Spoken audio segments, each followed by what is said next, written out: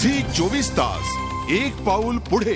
आता राष्ट्रवादी काँग्रेस संदर्भातली एक धक्कादायक बातमी। सांगली महापालिका निवडणुकीसाठी राष्ट्रवादीनं दंगलीतल्या आरोपींचा आधार घेतल्याचं उघड झालंय। आरोपींच्या शेजारी गृहमंत्री आर पाटील आणि कामगार मंत्री हसन मुश्रीफ दिसून आल्यानं राष्ट्रवादी कुठल्या दिशेला चालली असा प्रश्न सांगलीकरांनी उपस्थित केलाय।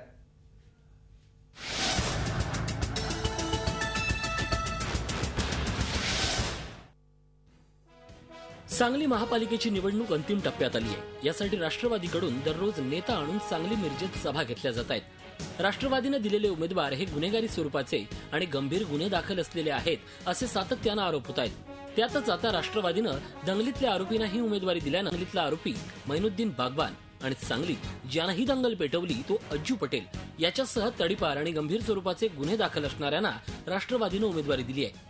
सर्वात धक्कादायक बाब म्हणजे सांगलीत दंगल भडकवणाऱ्या राष्ट्रवादीचा उमेदवार अज्जू पटेलच्या प्रचारार्थ आयोजित जाहीर सभेला गृहमंत्री आर पाटील यांनी तर कामगार मंत्री हसन मुश्रीफ यांनी मिरज दंगलीचा आरोपी मैनुद्दीन बागवान सोबतच प्रचार सभांना हजेरी लावली आहे।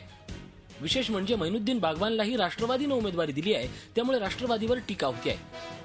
सांगली जिल्ह्यातले जेवढे नामचीन गुंड आहेत की ज्यांच्यावर खुनाचे आरोप आहेत, ज्यांच्यावर जेलमधून सुटून आले, ज्या बनावट नोटा तयार करतात, अफीणची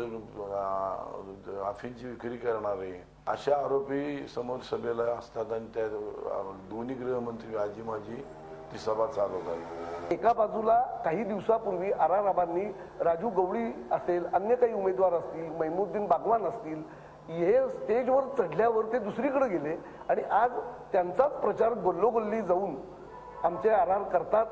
इतकंच नाही तर आर म्हणतात की हे सगळ्यांना मी वाल्मिकी बनवणार आहे। प्रचार सभेतलं असं चित्र पाहून नैतिकतेच्या भाषा शिकवणाऱ्या आणि स्वच्छ चारित्र्य म्हणून डांगोरा पिटणाऱ्या गृहमंत्र्यांचं आणि राष्ट्रवादीचं खरं रूप दिसून येतंय।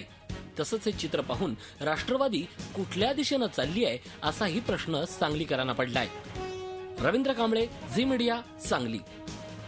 झी 24 तास एक पाऊल पुढे।